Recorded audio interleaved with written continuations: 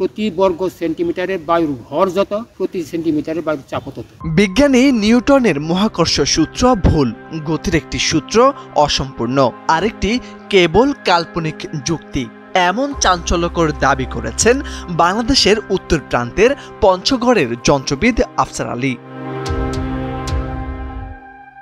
1996 সাল থেকে গবেষণায় মগ্ন তিনি।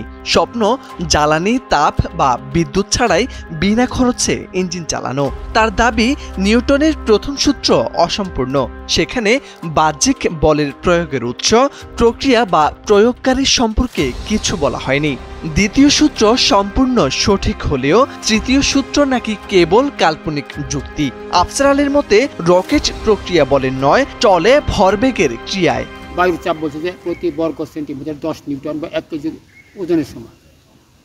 তো এটাও দেখলাম, এটাও ভুল, একটা ভুল তথ্য।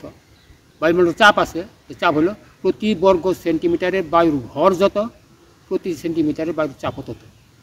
অর্থাৎ এটা 1 মিলিগ্রামও হবে না, এরকম হবে, এটা পরিমাণ জানতে হবে। এগুলো আমার কাছে ভুল ধরা পড়লো। তারপরে বিজ্ঞানী নিউটনের গতির সূত্র নিয়ে চিন্তা ভাবনা শুরু করলো। তখন দেখা গেল বিজ্ঞানী নিউটনের গতির সূত্র, প্রথম সূত্রটা যে বাহ্যিক বল প্রয়োগ না করলে স্থির বস্তু স্থির এবং গতিশীল বস্তু সুষম গতিতে সরল পথে চলতে থাকে। এই সূত্রের ভিতরে আর বিজ্ঞানী নিউটনের মহাকর্ষ সূত্রের ভিতরে দ্বন্দ্ব দেখা গেল। মহাকর্ষ সূত্র বলা হয় প্রত্যেকটি বস্তুকে এক অপরকে আকর্ষণ করে। আর গতির সূত্র বলতেছে যে বস্তু যে অবস্থায় আছে চিরদিন ওই অবস্থায় থাকতে চায়। গতিশীল বস্তু থামতে পারে না, আর স্থিতিশীল বস্তু চলতে পারে না। তো আমি চিন্তা করলাম, এক সূত্রে বলে যে চলতে পারে না, থামতে পারে না, আরেক সূত্রে বলতেছে একে অপরকে টানে, এটা তো মিলল না, দুই রকম কথা হলো।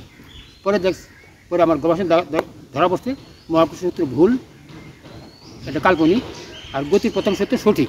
বৈজ্ঞানিক যুক্তি নিয়ে আফসার আলীর ঘুরে বেড়ানো শেষ হয়নি শুধু কাগজে কলমে। তিনি গিয়েছেন বিজ্ঞান জাদুঘর, ঢাকা বিশ্ববিদ্যালয়, জাহাঙ্গীরনগর বিশ্ববিদ্যালয় ও পলিটেকনিক্যাল ইনস্টিটিউটে নিজস্ব তত্ত্ব নিয়ে আলোচনা করতে।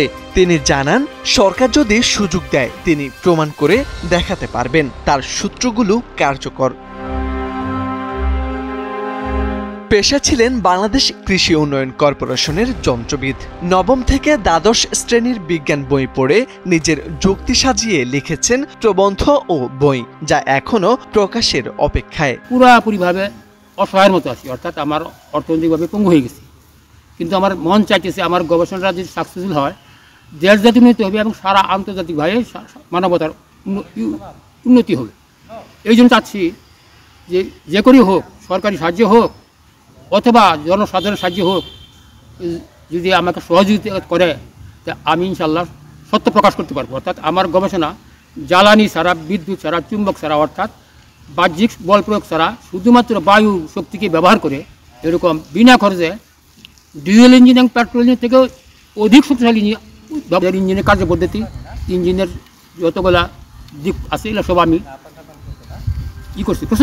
বিজ্ঞানীদের মতে নিউটনের সূত্র শত শত বছর ধরে পরীক্ষিত, তবুও আফসার আলীর মতো উদ্ভাবকদের দাবি কৌতূহল জাগায়। তিনি কি সত্যি ইতিহাস বদলাতে চলেছেন, নাকি এই তত্ত্ব শুধু স্বপ্নই রয়ে যাবে?